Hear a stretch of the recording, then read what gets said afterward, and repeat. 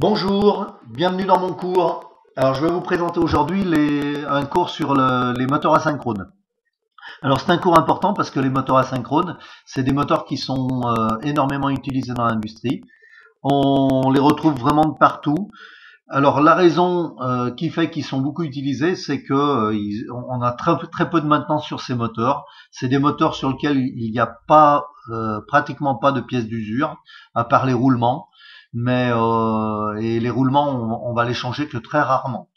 Donc c'est vraiment important. C'est le moteur qu'on va retrouver de partout dans toutes les euh, dans tous les systèmes, dans toutes les industries, on va le retrouver. Donc là, je vous ai mis trois photos de moteurs asynchrones.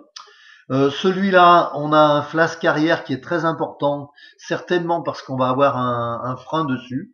Donc les freins, ça fera l'objet d'un cours complètement différent qu'on verra plus tard.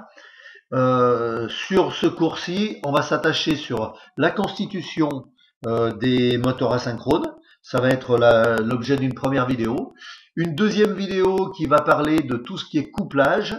Et puis une troisième vidéo qui parlera des protections et des schémas de démarrage. Voilà.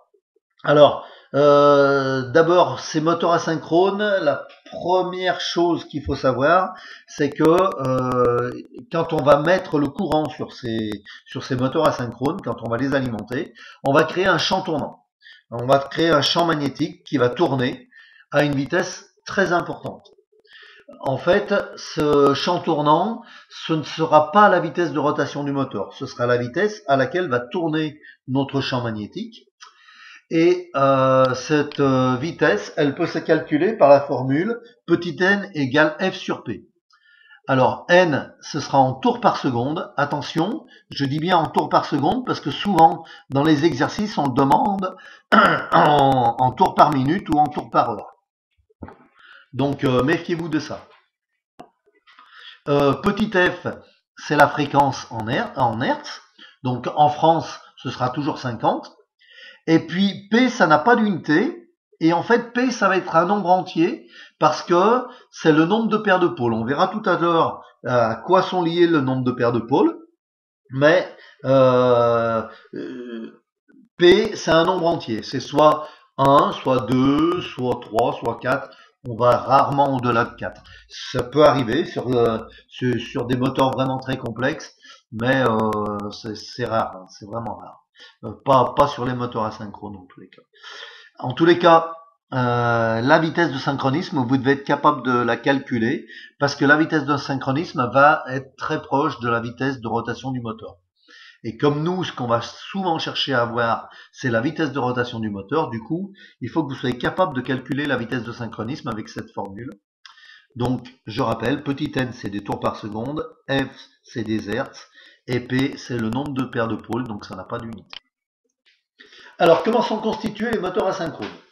Eh bien, à l'intérieur des moteurs asynchrones, on va retrouver un rotor en cage d'écureuil. Alors là, vous avez une photo d'un rotor en cage d'écureuil qui a été sorti du moteur. On retrouve la partie rotor en cage d'écureuil, c'est la partie qui est en aluminium, qui est grise ici, là, avec des barres qui traversent comme ça et qui ont un petit peu, du coup, on a un petit peu une forme de cage d'écureuil. Donc ça, c'est les barres dans lesquelles vont passer le courant. On va passer le courant quand le moteur il va tourner. On va créer un courant à l'intérieur de ces barres. Et c'est vraiment là-dedans que le courant du rotor va circuler. Alors, le courant du rotor, il va circuler dans ces barres et surtout ce qui est important, c'est que on conduise bien le circuit magnétique, qu'on a un circuit magnétique qui nous conduise bien le champ magnétique. Parce qu'on a vu tout à l'heure que c'était grâce à un champ magnétique qui allait tourner à la vitesse de synchronisme qu'on allait faire tourner notre moteur. Eh bien, ce champ magnétique, et pour le conduire, on va créer un circuit magnétique. Alors le circuit magnétique, c'est la partie qui est un petit peu plus marron là, et elle est constituée de plaques de fer qu'on va empiler les unes sur les autres. pour constituer le circuit magnétique. Et ces plaques de fer, elles sont isolées entre elles pour éviter les courants de Foucault. Alors voilà, on retrouve le rotor, un rotor à cage d'écureuil, et on retrouve ici des plaques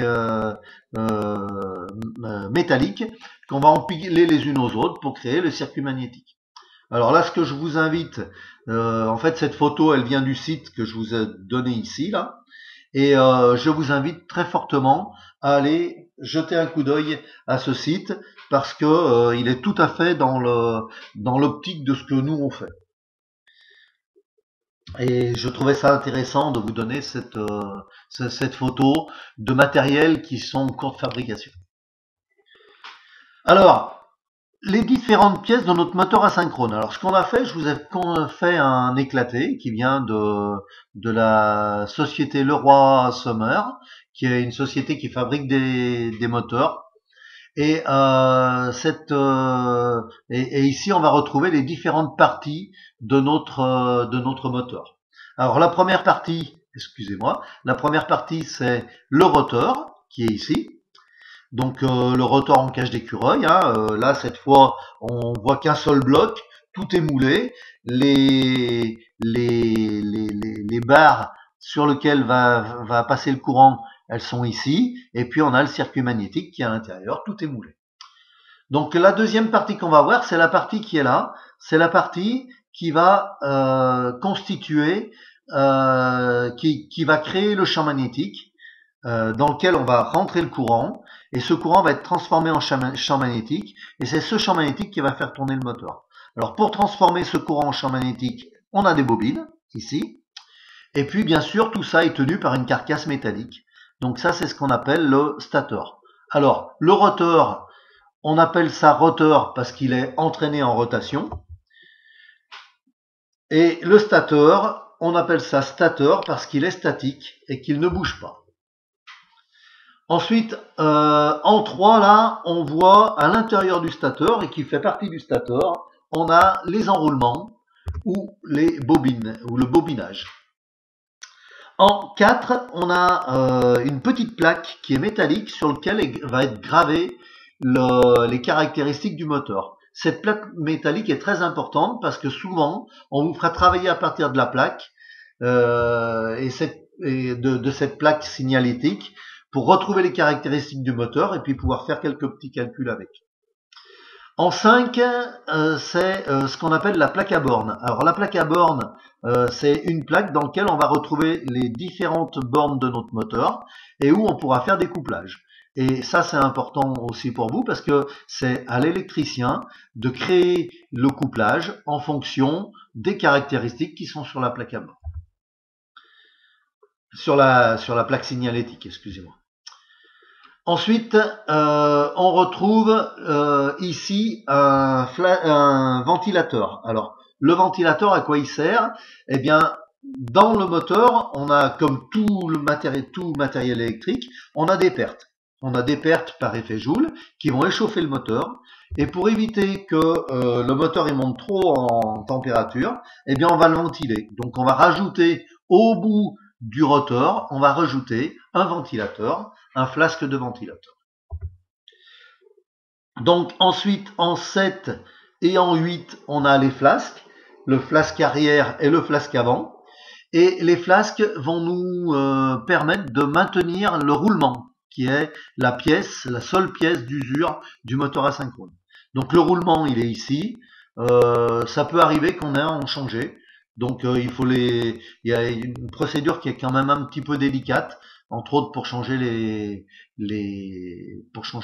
roulements sans les abîmer, sans abîmer les nouveaux en tous les cas.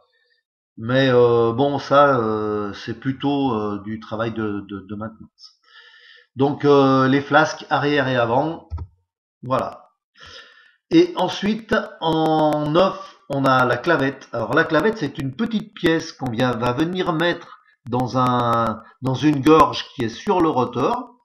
Et c'est cette pièce-là qui va nous permettre d'entraîner les pièces qu'on va entraîner en mouvement.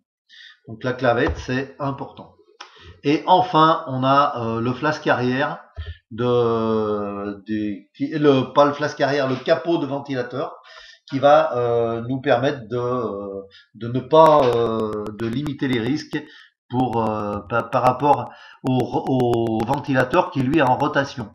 Donc pour éviter que quelqu'un vienne toucher le ventilateur, eh bien on va mettre le capot de ventilateur qui sécurisera le tout. Alors le principe c'est que on va avoir 3 bobines. On va avoir enfin 3 ou en tous les cas un multiple de 3. Hein. On va avoir 3 bobines. Si ces 3 bobines-là, je les alimente si je les alimente en triphasé, eh bien je vais créer un champ tournant. Et un champ tournant qui va tourner à une vitesse de 50 tours par seconde. Si on a 3 bobines, on aura une paire de pôles. On aura 2 pôles, un pôle nord et un pôle sud, ce qui fait une paire de pôles. Si je veux avoir plus de paires de pôles, il faut que je mette 6 bobines.